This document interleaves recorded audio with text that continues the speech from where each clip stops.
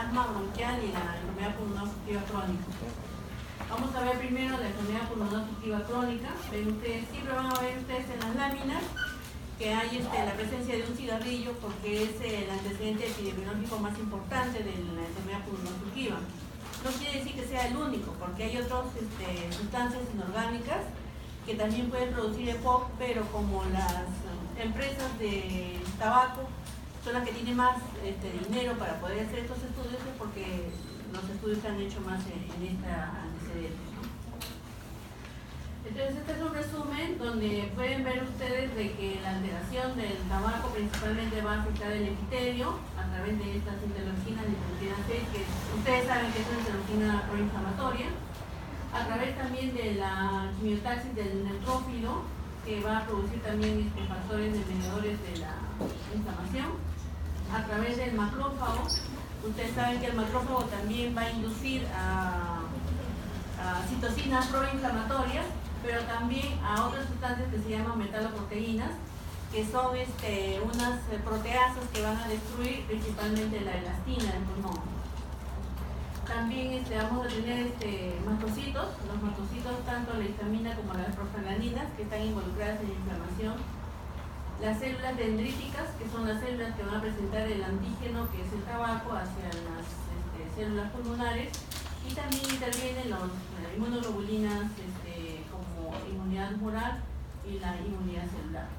Entonces, finalmente, todas estas células con todas estas sustancias mediadores de la inflamación, lo que me van a producir es, a nivel del bronquiolo, una fibrosis del bronquiolo, es decir, el bronquiolo se va a estrechar, ya no va a tener una luz normal, va a haber hipersecreción de la mucosa, entonces el paciente va a tener bastante secreción mucosa, bastante expectoración, contracción del músculo liso. La definición del EPOC es limitación del flujo aéreo, porque hay una obstrucción en el músculo liso y en una inflamación. Pero no solamente la alteración en el EPOC es en el bronquiolo, sino también en el alveolo, lo destruye el alveolo. Y a la hora que se destruye el alveolo, porque se infla hasta que termina de inflarse el alveolo y se rompe, cuando pasa eso se llama enfisema, ¿no? Entonces va a producir también un enfisema y con una inflamación.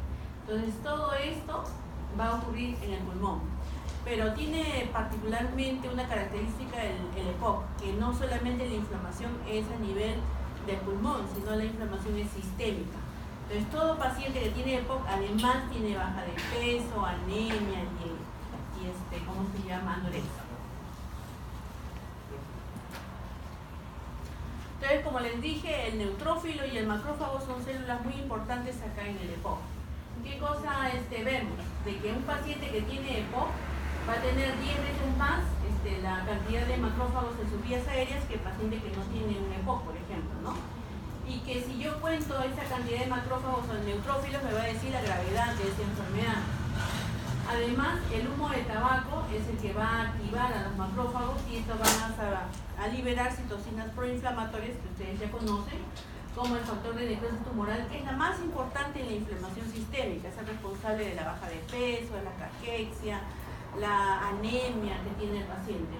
Y también está la interleuquina 8, que es el que va a hacer la quimiotaxis de los leucocitos, del neutrófilo principalmente.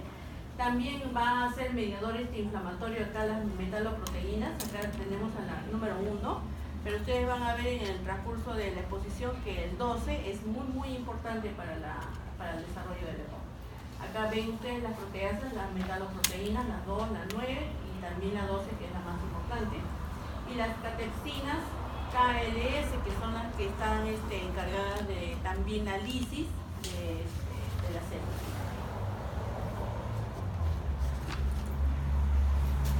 Entonces, ¿qué cosa es el EPOC? El EPOC es también la destrucción de la matriz celular. ¿Qué cosa es matriz celular? Matriz celular es, ustedes tienen alveolos, tienen bronquio y en medio no hay nada. O sea, ¿quién sostiene al pulmón? Es la matriz extracelular. ¿Quién hace de que el pulmón tenga elasticidad? También la matriz extracelular. Pero en el EPOC también se destruye la matriz extracelular. Entonces vamos a ver cómo es que la destruye. Estos son los componentes de la matriz extracelular. Ven ustedes acá el epitelio, la membrana basal, vamos a tener fibras de colágeno, vamos a tener también otras fibras que son las fibras de elastina, que son por acá, las elásticas, las células las más importantes son los macrófagos también, pero finalmente los fibroblastos, y también vamos a tener proteoglicanos por acá, ¿no? Entonces todo esto va a constituir la matriz extracelular por donde va a actuar las proteasas. En el EPOC se dice de que yo debo tener normalmente un equilibrio entre proteasas, o sea, que destruyen la matriz celular, y las antiproteasas, que las protegen, ¿ya? Una sustancia, por ejemplo, que la protege es la alfa-1 antitripsina. Entonces, todo paciente que carece de la alfa-1 antitripsina de forma genética probablemente va a destruir su matriz extracelular, va a predominar las proteasas y entonces me va a dar más EPOC, ¿ya? Entonces, dice la literatura, debo tener yo un equilibrio entre proteasas y antiproteasas. En este caso, lo que vamos a ver es cómo predominan las proteasas y entonces se va a destruir la matriz extracelular. Entonces, ¿qué cosa es la matriz extracelular? Finalmente es un conjunto de proteínas, proteoglicanos, que se encuentran pero fuera de la célula, ¿no? Que me van a dar el sostén, la elasticidad, todo del pulmón. Las principales células, como dije yo, son los fibroblastos, porque están dentro de acá de la matriz extracelular. ¿Qué hacen los fibroblastos? Van a producir, a sintetizar las fibras de colágeno que estamos viendo por acá y las fibras elásticas, que son las que estamos viendo acá. Las de colágeno son las que me van a dar el sostén, por eso no se cae el pulmón, ¿no? Si no se caerían los pulmones, porque no tienen dónde agarrarse. Y las de elastina son las que me van a dar la función esa de elástica que tiene el pulmón, de meter el aire y abrirse, cerrarse cuando el aire se sale. Acá tenemos a los fibroblastos y acá tenemos los colágenos. En las fibras de colágeno tenemos varios tipos de colágeno, tipo 1, 2, 3 y 4, donde va a actuar fundamentalmente las proteasas y destruir la matriz extracelular, principalmente es en la de tipo 4, que es la de la lámina basal que ya les había mostrado. Y estas son las fibras de colágeno. Entonces, ¿qué va a pasar?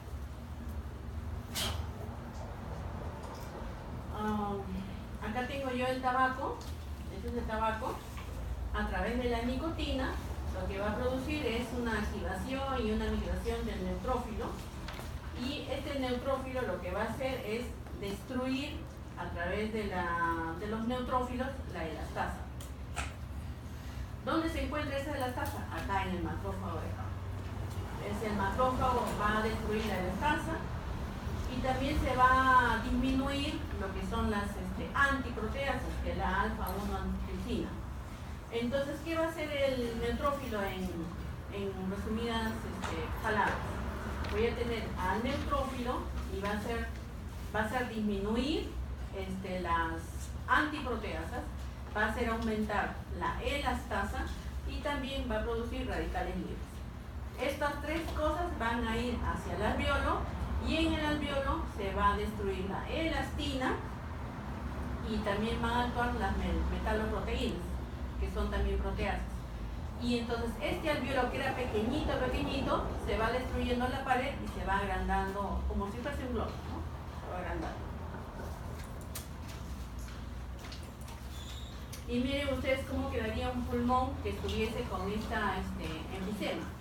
Acá los alveolos se han destruido, ven ustedes puro aire, alveolos destruidos, acá también alveolos destruidos. Entonces son bulas enfisematosas que se han formado desde varias destrucciones de alveolos, ¿no? ¿Y por qué se han destruido? Se ha destruido porque se ha destruido la matriz extracelular del pulmón. Entonces, si el pulmón antes era elástico y se podía mover, ahora ya no es elástico, es estático.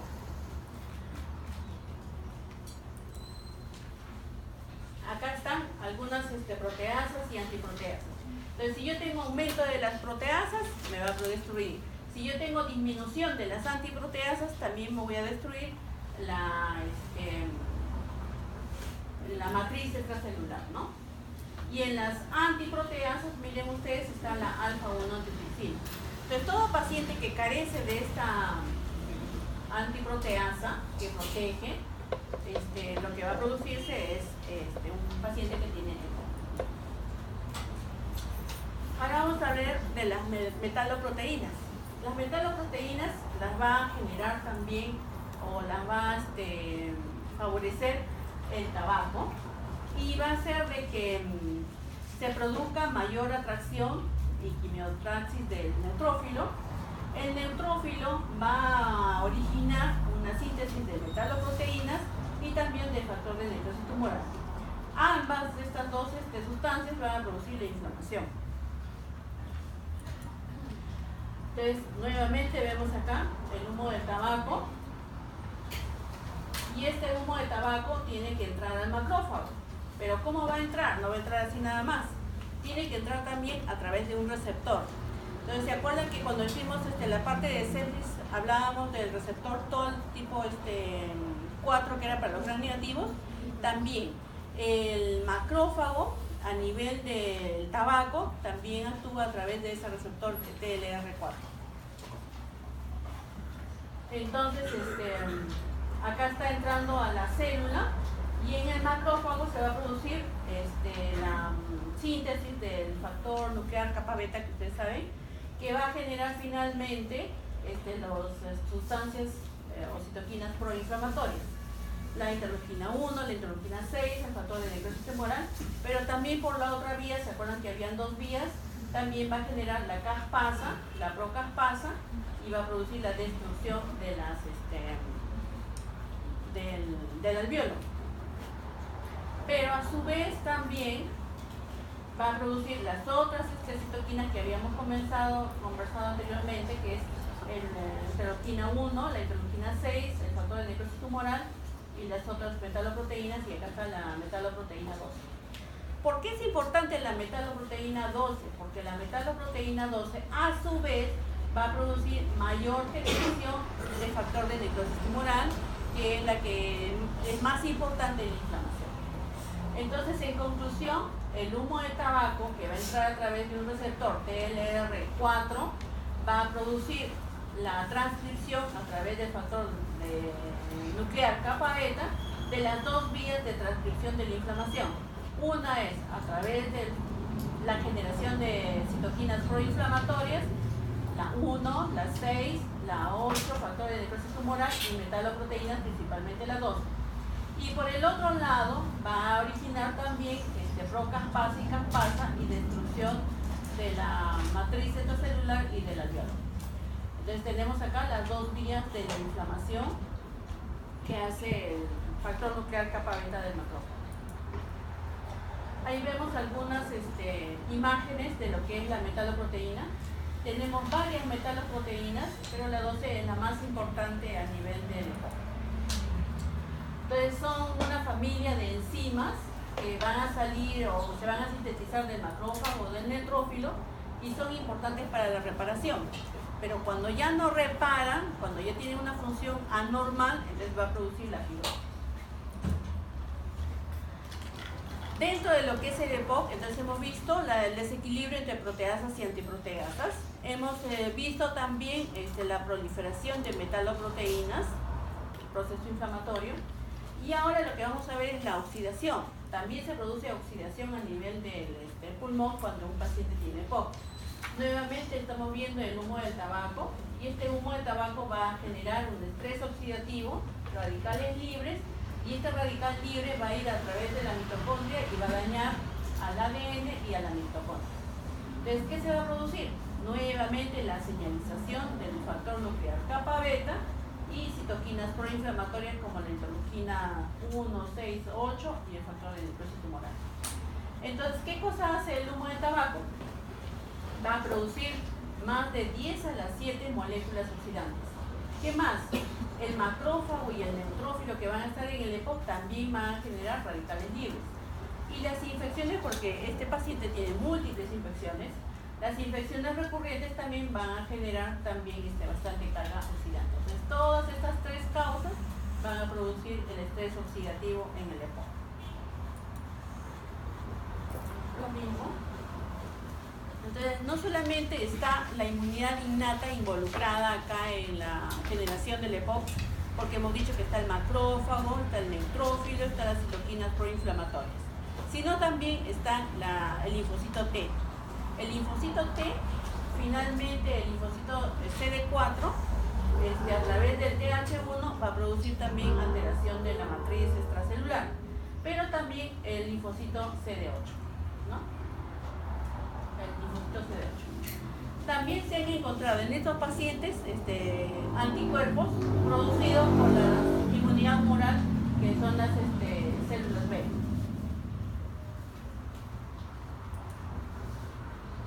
Estos pacientes también pueden tener células eosinofílicas, pero no es lo más importante, tanto así como lo es en el asma.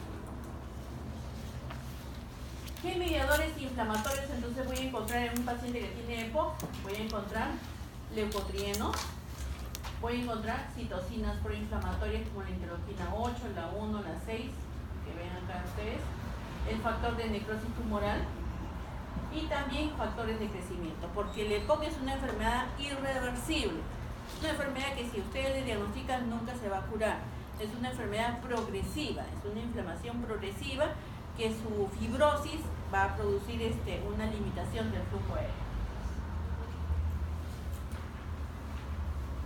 No solamente los cambios es a nivel del alveolo y los bronquiolos, sino también a nivel de las arterias.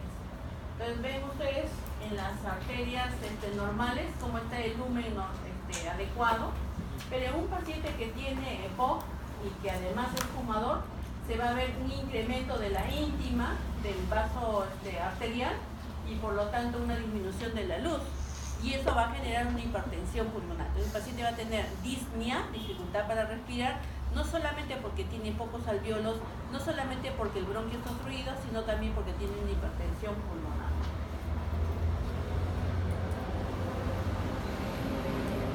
El paciente que tiene EPOC, por lo tanto, va a tener una hiperinsuflación, es decir, va a tener pulmones grandes. ¿Por qué tiene pulmones grandes? Porque el bronquio se ha obstruido, se mete aire, el alveolo se infla como globo, se revienta y entonces entre todas juntan un globo enorme, grande, que se llama bula enfisematosa, ¿no? Entonces el paciente va a tener más atrapamiento de aire, porque va a tener más aire adentro, pero no significa que respira mejor, significa solamente que tiene más aire adentro. Entonces, ¿cómo voy a ver? Generalmente es un paciente delgado, es un paciente alto, un paciente que tiene pulmones bien grandes, enormes, pero delgados, y en la radiografía voy a evidenciar que las costillas están paralelas y bien abiertas porque tiene que almacenar bastante aire, que tiene dificultad para expirar el aire, para botarlo el aire, porque no tiene ya esa elasticidad que tenía el pulmón normal,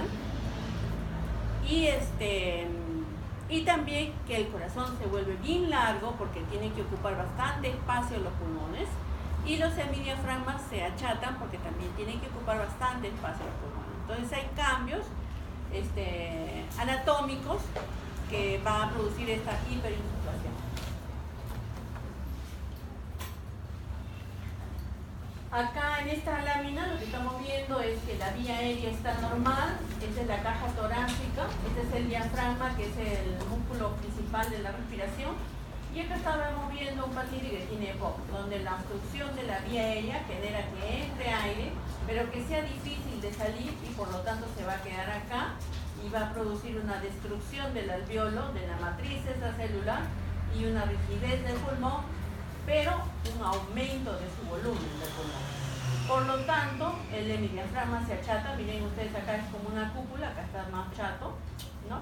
Y va a tener más demandas de oxígeno.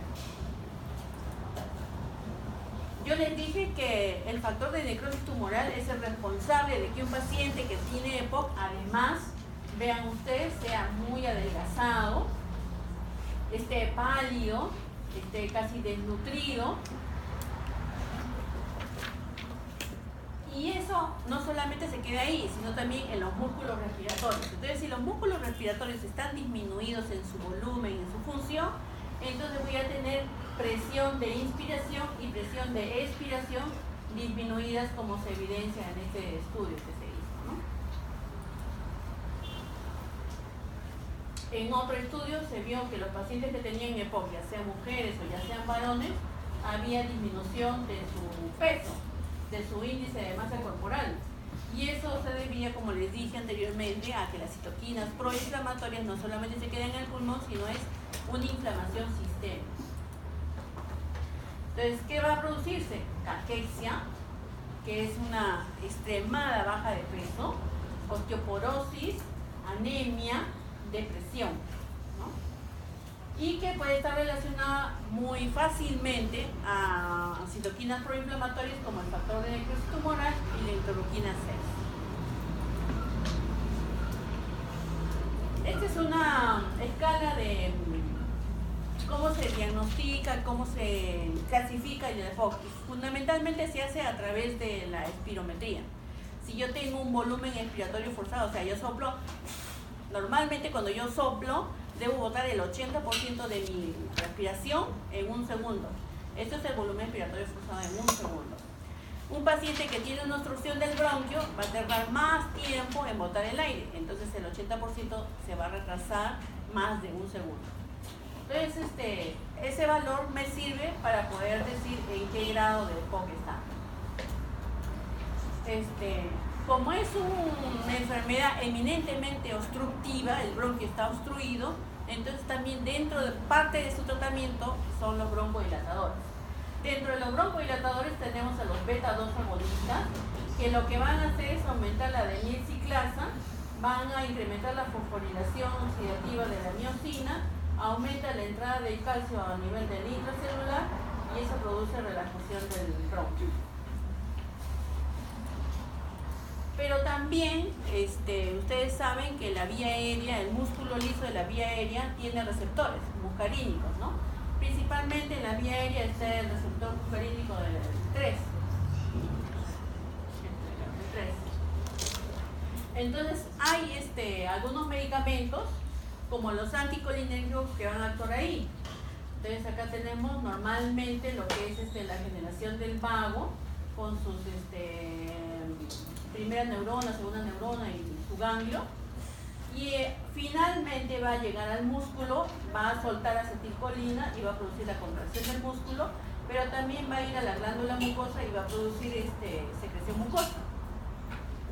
Entonces, si yo le doy un medicamento anticolinérgico que va a bloquear la acción de la acetilcolina, entonces lo que voy a tener yo es una disminución de la contracción del músculo liso y también una disminución de la producción del moco, ¿no? Que son las bases del tratamiento con anticolinérgicos. Ahora les voy a decir qué diferencias hay entre el EPOC que ya hemos estudiado con el asma, que es el siguiente cuadro que vamos a ver. Fundamentalmente, las diferencias son entre las células y los mediadores inflamatorios. Entonces, en el EPOC yo les había dicho que existe principalmente el neutrófilo, el macrófago y el linfocito T, el CD8 principalmente, ¿no? En el asma, las células que van a predominar son el eosinófilo, también los macrófagos, pero en menor proporción, pero las células CD4. Y dentro de las células CD4 se dividen en TH1 y TH2 y la que va a predominar es la TH2, exactamente. En relación a los mediadores de la inflamación, yo voy a tener que en el EPOC, como está el neutrófilo involucrado, tengo que tener la citoquina 8 porque es la que va a atraer al neutrófilo. Pero también hemos visto que está involucrado el factor de necrosis tumoral, la interleuquina 1, la interleuquina 6 y el óxido nítrico. Sin embargo, en el asma, clásico es fundamental la interleuquina 4, la 5 y la 13. También está la 9, no aparece acá, pero también está la 9. Y también el óxido nítrico mucho. Hay algunos aparatos que ahora se han inventado que le miden a una persona el óxido nítrico a través del aliento, ¿no? Y entonces uno puede decir, sí, esa persona tiene asma solamente porque elimina tanto óxido nítrico. En relación a la localización, todo lo que yo les he dicho que se destruye el bronquio, el alveolo, todos son vías aéreas periféricas, ¿no? Las que están más lejos y que son las vías aéreas también más pequeñitas. En cambio, en el asma, las vías aéreas que están afectadas son las grandes, los bronquios grandes son los que se afectan, los que se obstruyen. Y en cuanto a la respuesta al medicamento, definitivamente en el EPOC lo que se utiliza más son broncodilatadores y en el asma es más antiinflamatorios como los esteroideos, ¿no? Entonces, en el asma, ¿qué voy a tener? también células inflamatorias, principalmente el eosinófilo, las células linfocitos T, principalmente el TH2, pero también están los basófilos. ¿Qué mediadores voy a tener? Histamina, los leucotrienos, prostanoides, activadores de las plaquetas, etc. Entonces, estos mediadores de la inflamación y estas células de la inflamación van a producir tres cosas: broncoconstricción, inflamación, miren las paredes gruesas, inflamación, y la hipersecreción del moco. Entonces son los tres componentes más importantes del asma: la broncoconstricción, la inflamación y la hipersecreción del moco. ¿Por qué ocurre el asma? Así como les he dicho de que el EPOC ocurre por el humo del cigarrillo y por muchas otras sustancias inorgánicas, el asma tiene una causa multifactorial. O sea, no hay que solamente el gen o solamente el ambiente, sino múltiples factores pueden producir la conjunción y el desarrollo del asma bronquial. Entonces podemos tener factores genéticos. Miren ustedes, hay varios cromosomas que están involucrados en los factores genéticos. Entonces no se puede decir que hay uno nada más que puede producir el asma. Factores ambientales también, la dieta, por ejemplo, la exposición a alergenos, infecciones, principalmente por virus, contaminación intradomiciliaria y extradomiciliaria. Y finalmente estos dos me van a dar que el paciente puede tener fenotipos asmáticos. Principalmente hay dos fenotipos, pero actualmente ya han encontrado un montón, pero principalmente hay dos. Uno es el asma que es alérgico y el asma que no es alérgico, ¿ya? Entonces, ¿qué alteración genética puede estar involucrado en la hiperreactividad bronquial? Por ejemplo, cuando hay una alteración de la célula presentadora del antígeno, o cuando hay una alteración en el receptor del linfocito, o cuando hay una alteración en la regulación de las citocinas, o finalmente cuando hay un receptor, una alteración del receptor beta 2 adrenérgico. Entonces, cualquiera de estos puede producirme una alteración genética y predisponer a una hiperreactividad bronquial. Entonces, ustedes saben que el asma, principalmente el alérgico, se desencadena por estar expuesto a sustancias que nos producen alergia, ¿no? Puede ser, por ejemplo, los ácaros, el polen de las plantas, pueden ser algunas medicinas como la aspirina, por ejemplo, puede ser pero sí, lo que sí he leído es que el gatito y el perro no tienen nada que ver absolutamente, ¿no? Entonces, cuando está el antígeno, que es lo que nos está produciendo la alergia, tiene que meterse a nuestro cuerpo a través de una célula presentadora. En este caso, la célula que es más importante es la célula dendrítica. Esta célula dendrítica tiene que ir al linfocito T, pero para irse al linfocito T necesita un receptor. Ya hemos dicho que el receptor para una alergia también es un receptor TLR también, ¿ya? Si voy a producir CD4, ¿cuál va a ser ¿qué se llama esto? ¿Esto? ¿Complejo de histocompatibilidad? ¿De qué? Complejo mayor. Ajá, el complejo mayor de histocompatibilidad. Si yo voy a generar el CD4, ¿cuál va a ser mi complejo mayor de histocompatibilidad? El 2. Si fuese el 8, 1. Chévere. Entonces, mi célula dendrítica atrapa entonces al antígeno, que puede ser el polen, por ejemplo, ¿no? Se lo presenta al linfocito T a través de un receptor TOL, pero necesita el... ¿cómo se llama? El complejo mayor de histocompatibilidad, que es el 2. Y entonces este linfocito T, que es virgen,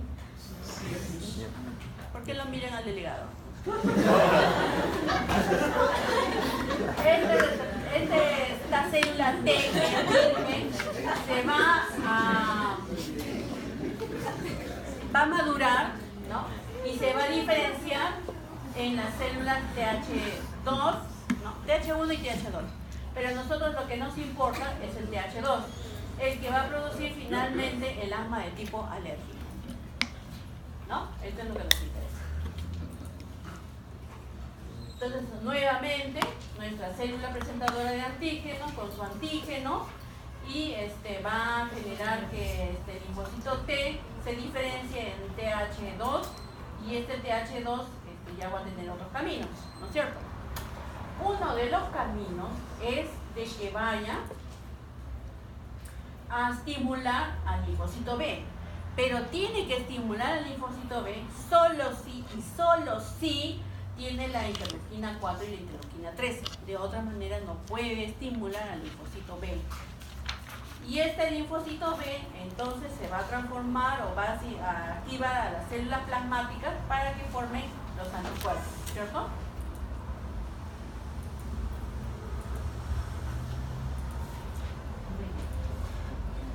Entonces nos quedamos acá, ¿no? Entraba el antígeno, célula presentadora, célula dendrítica, linfocito T con su receptor TLR, con su complejo mayor de histocompatibilidad tipo 2 y generaba la diferenciación del CD4.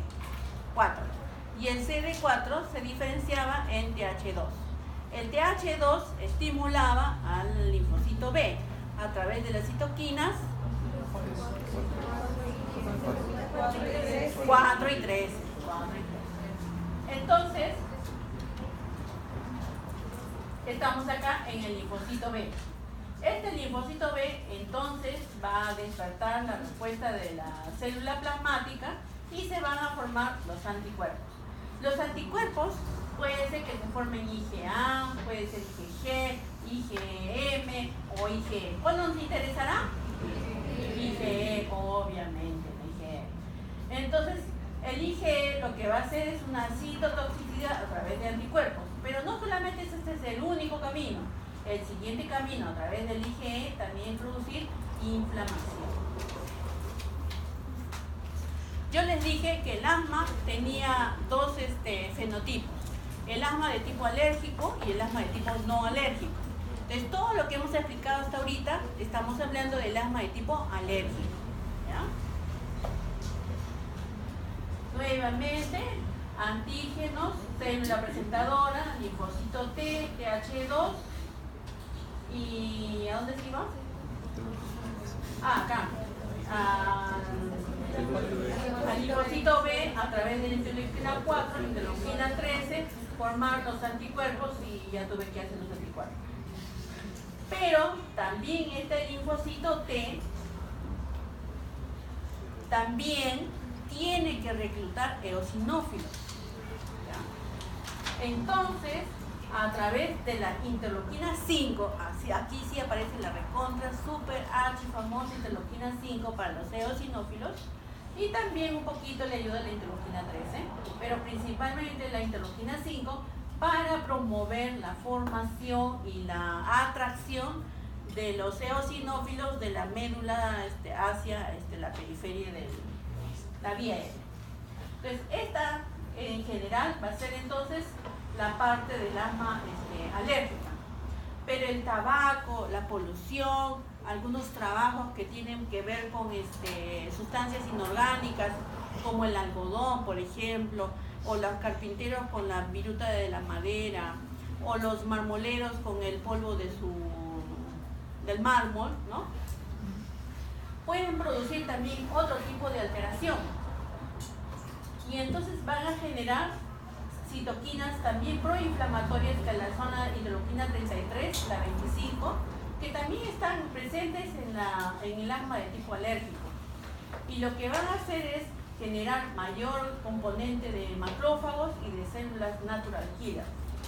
Y estas finalmente van a llevar nuevamente a través de la interleuquina 5 y la interleuquina 13 a la producción de eosinófilos y el proceso inflamatorio a través de los eosinófilos. Entonces, si yo les preguntara cuáles son las citoloquinas involucradas en un asma de tipo, un asma 4, 5, 13. Y si yo les dijese cuál es la citoquina que tiene que ver con la atracción de los eosinófilos, 5.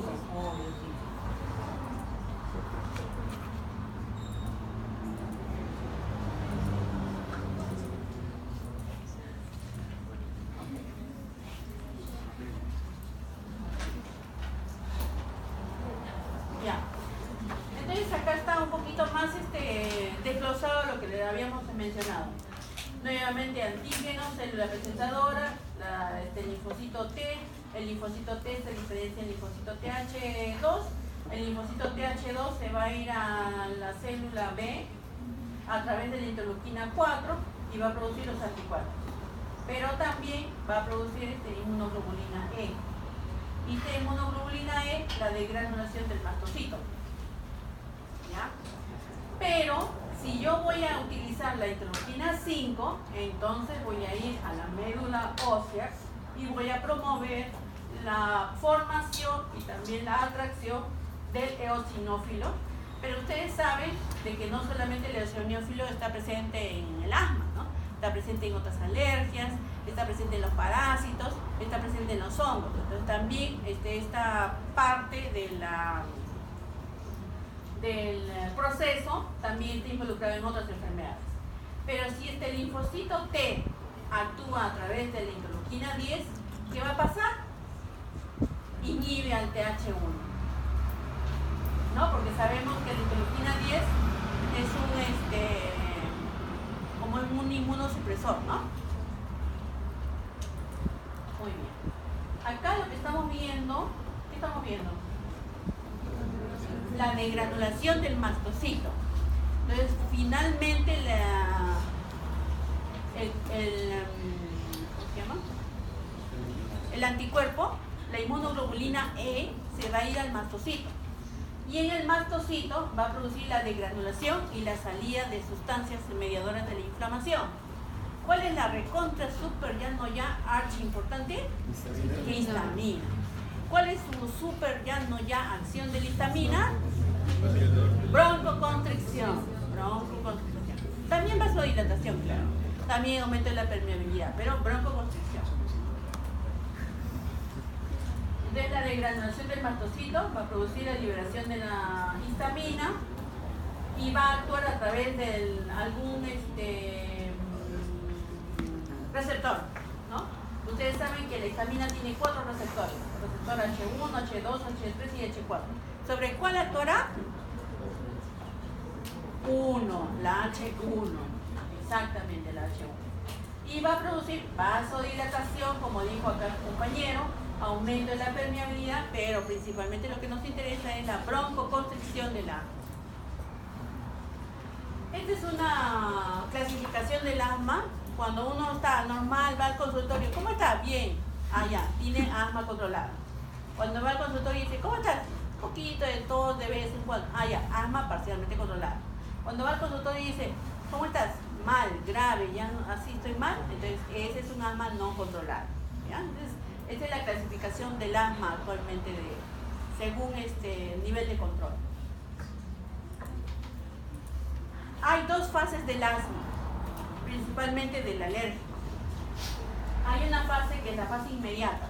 Es cuando, por ejemplo, va un paciente a un cuarto donde la mamá nunca entró, nunca limpió y se le ocurre ir a buscar algún libro, ¿no? El libro de fisiopatología que lo habían dejado por ahí está.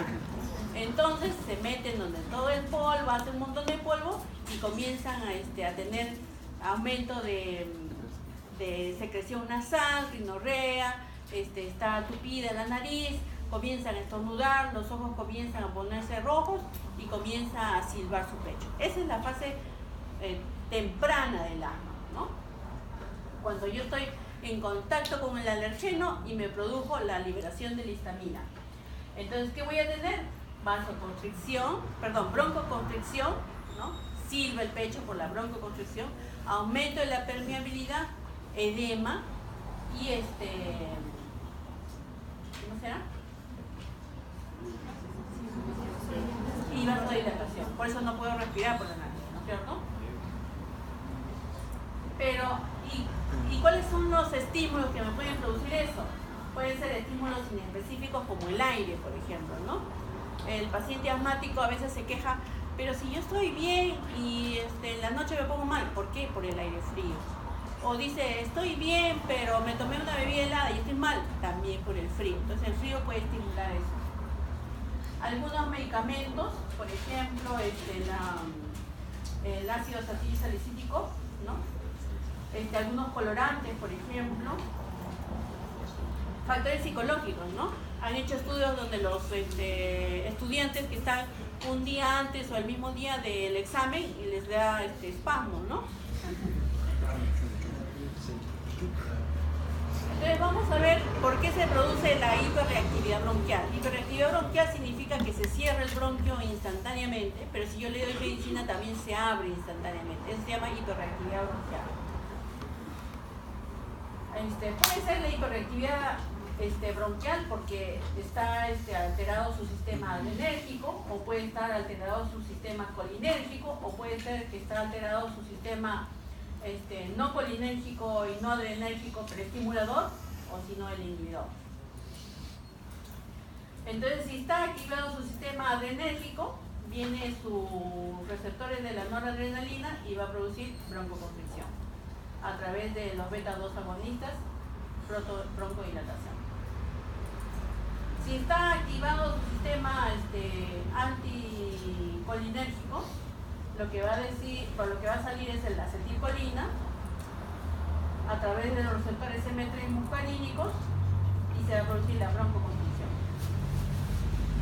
Y si se va a alterar el sistema no adrenérgico, no colinérgico, pero inhibidor, entonces se va a activar la sustancia vasoactiva, ¿cómo era?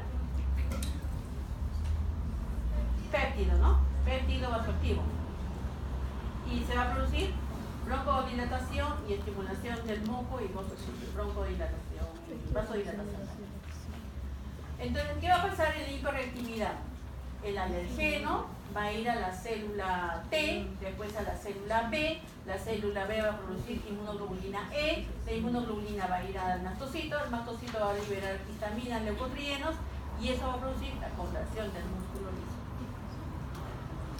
Lo mismo. Acá están algunos mediadores de inflamación y qué acciones van a hacer, ¿no?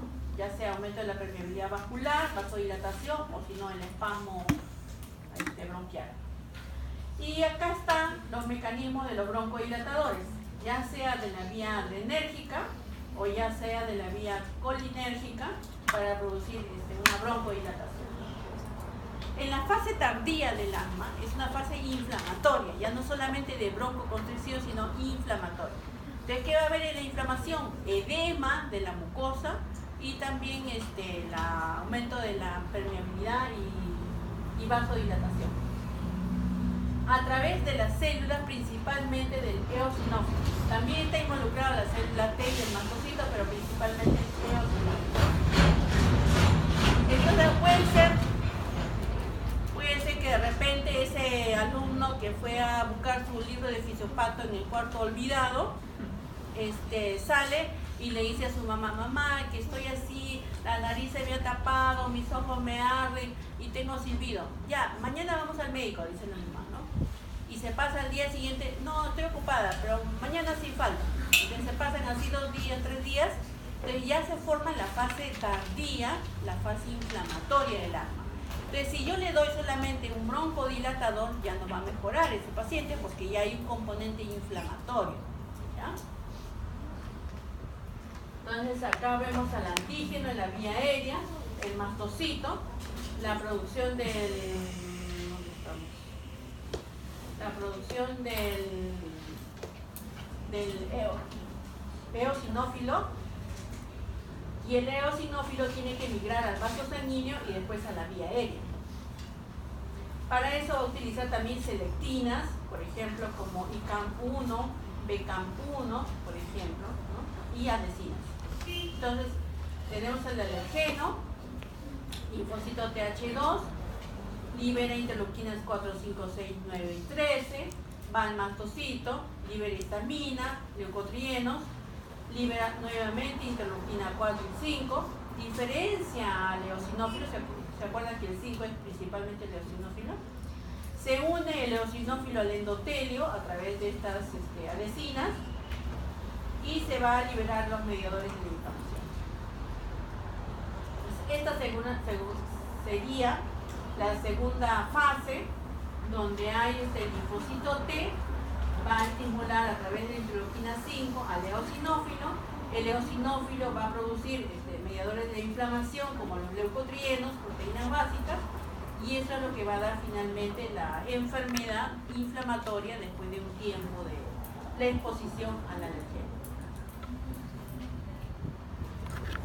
Solamente para recalcar la importancia de las células dendríticas como presentadoras del antígeno, a los linfocitos TH2 también como liberadoras de citoquinas proinflamatorias, a los mastocitos que son los que van a producir la liberación de sustancias proinflamatorias como la histamina, y los eosinófilos que a través de proteínas básicas van a producir la inflamación. Hay una teoría que se llama la teoría de la higiene bronquial, que ya se la había mencionado creo anteriormente, donde dice que también tiene que haber un equilibrio entre los TH1 y los TH2, ¿no? Entonces, si yo tengo un niñito pobrecito que está en el suelo, come tierra, se come el moquito, no le lava las manos, se le cae la comida, la agarra y se la vuelve a comer, esos niños tienen más propensión a tener infecciones bacterianas, ¿no es cierto? Por toda la exposición que tienen. Entonces, esos niños tienen más TH1. Entonces, esos niños es difícil que les dé asma. ¿Por qué? Porque tienen mucho TH1 y ya no tienen posibilidad de hacer TH2. Pero en cambio los niños limpiecitos, que le lavo las manos 5 veces al día, que no le doy la comida que se le cayó, que no sé, esterilizo toda su comida, qué sé yo, a esos niños no van a tener TH1 porque no lo estoy infectando, ¿no? Entonces tienen mucha posibilidad de tener TH2, entonces esos niños son los que van a tener asma, ¿ya? Entonces, a eso se refiere esta teoría de la higiene bronquial, que debe haber un equilibrio entre los TH1 y los TH2, ¿no? Acá están en resumen los mediadores de la inflamación y los neurotransmisores involucrados en la broncoconstricción del asma. Resumen de todo el proceso del asma que ya hemos visto. Ya. Y también es importante que ustedes sepan que los virus también van a producir, desencadenar el asma. No una bacteria, pero sí el virus. ¿Por qué el virus? Porque el virus, al activar al interferón gamma, también va a producir la diferenciación del linfocito T en CD4 y TH2 también. Entonces es por eso de que un paciente, por ejemplo, puede tener estornudos, gripe, fiebre, le pasa todo porque ya muere el virus y se desencadena el asma inmediatamente, porque tienen la misma vía. En cambio una bacteria no, una bacteria va a desencadenar el aumento del TH1 y no tiene nada que ver con la alergia. Entonces acá está una infección, generalmente el virus sincitial respiratorio es el que da más frecuentemente una infección respiratoria alta, va a producir diferenciación de los linfocitos T en TH1 y TH2, principalmente en TH2. Y entonces por eso es de que una infección viral sí me puede desencadenar una crisis asmática. Cuando el paciente no se trata de una crisis asmática, no se trata de la inflamación, entonces van a entrar a tallar algunos mediadores, pero ya de fibrosis, ¿no? Como los factores de crecimiento, y entonces se va a engrosar el epitelio, se va a engrosar el músculo, y entonces se va a comportar como un EPOC, ¿no? Que es irreversible, que ya no va a tener una solución. Muy bien, ¿alguna pregunta?